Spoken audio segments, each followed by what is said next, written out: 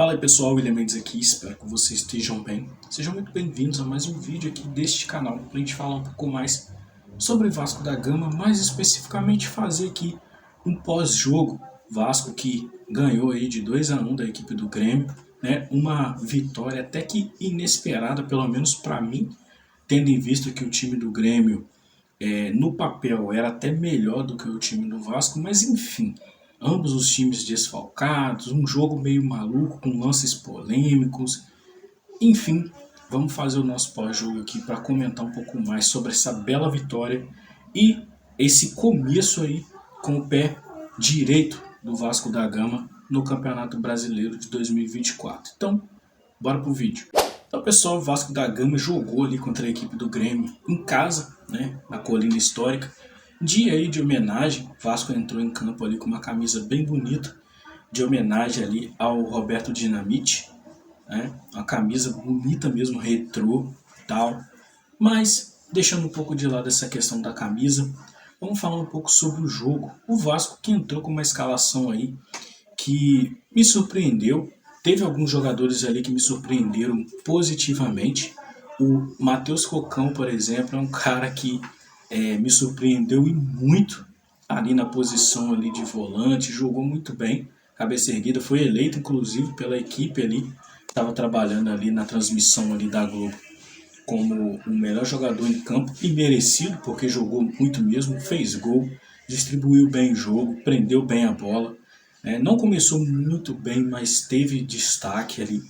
Então, valeu muito a pena, por exemplo, ter colocado ali o Ramon Dias, ter colocado ali o Matheus e apostado nele, porque é um jogador que daquela leva de jogadores que vieram ali, ele veio como um dos refugos ali, né, do Náutico, e o Vasco decidiu apostar nele e ele é um bom jogador, tem se mostrado bom e hoje pode ajudar o Vasco da Gama na vitória. Teve lances polêmicos ali, né?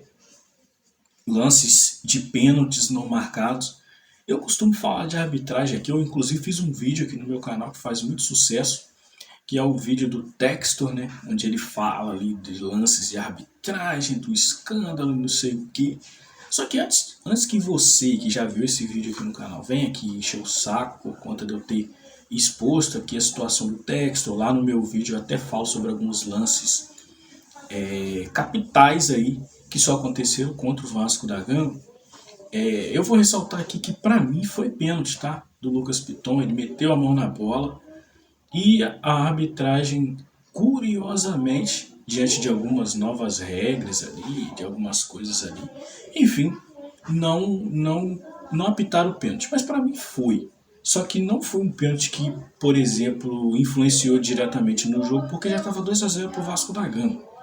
Tá? E depois teve ali no segundo tempo um lance ali dentro da área, que para mim foi pênalti do jogador do Grêmio, do jogador do Vasco, eu não me lembro qual foi o jogador, não sei se foi Verratti ou David, enfim, foi um jogador ali, tomou uma bicuda na canela por trás, e a arbitragem, para compensar o lance em que eles não deram o pênalti que foi pro Grêmio, eles não deram o pênalti que foi também pro Vasco, tá? Então assim, a arbitragem meio enrolado, assim. Não tinha tanta necessidade de o jogo descambrar para essa arbitragem enrolada, mas enfim.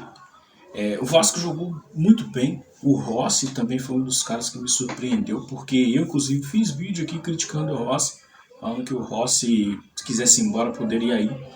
Mas não sei o que falaram pro Rossi, enfim, não sei o que fizeram com a cabeça do Rossi, que hoje ele entrou jogando muito, entrou driblando muito, marcando, entrou partindo para cima, bons cruzamentos ali, enfim, foi o Rossi que lembrou aqueles tempos áureos do Rossi no Vasco da Gama, para quem se lembra aí da primeira passagem que o Rossi teve no Vasco da Gama. Então foi um dos destaques, tá, para mim. O meio de campo do Vasco também me surpreendeu muito com o Sforza, o Matheus Carvalho, né, que é o Matheus Cocão, e o Galdames, um meio campo que ficou muito agressivo na marcação, tá? Mas o Grêmio chegou algumas vezes, mas é o Grêmio, gente, campeão gaúcho aí, é o Grêmio, não é qualquer time, é um time bem treinado, tem o Renato Gaúcho ali como técnico, tá? Tem grandes nomes ali, tá? Diego Costa, Soteldo, enfim. Então, chegou algumas vezes, algumas falhas de marcação, principalmente do PH, que eu gosto do PH na lateral direita do Vasco, mas é um cara que é muito agudo, é muito intenso, mas é meio cabeça de bagre às vezes em alguns lances, enfim, não tem por que criticar jogador. Hoje os jogadores se doaram, não sei se foi porque é a primeira partida, porque estão bem descansados.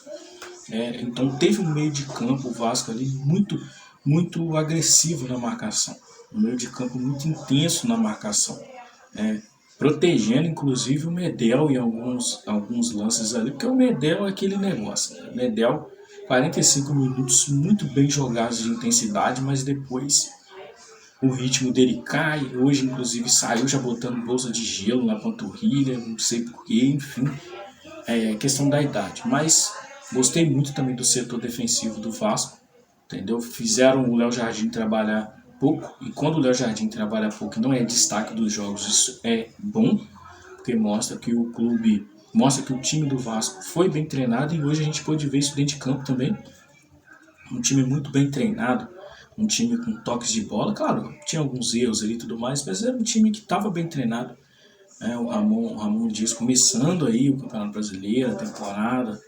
Então, deu para ter alguns lapsos de qualidade no time, tá? Deu para ter alguns laços de bons lances. Dá para animar? Não, porque o Vasco ele precisa ser exposto em várias situações. Hoje o Vasco, por exemplo, começou ganhando de 2-0, né?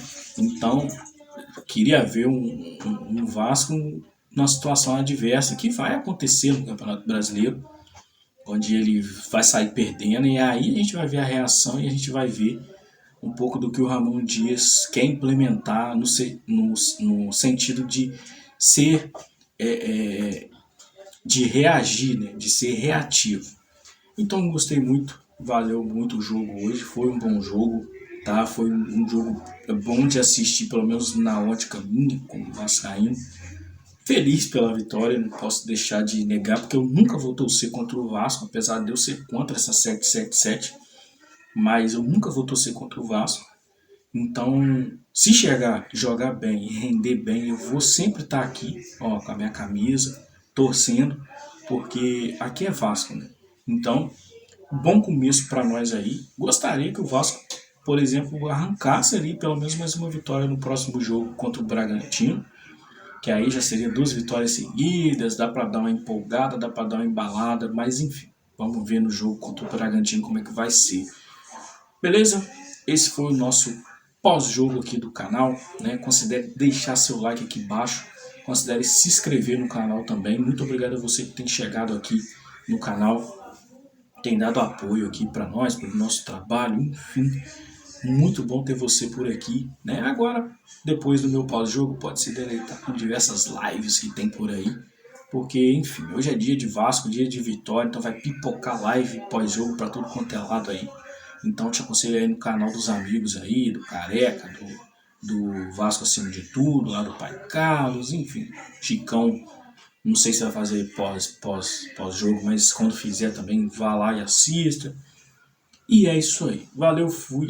E amanhã provavelmente, se der, eu vou fazer uma live comentando as falas desastrosas do Josh Craig Vander, tá? Então, fiquem ligados aí. Amanhã a gente tem um dia muito corrido, vai ser um dia pós-vitória.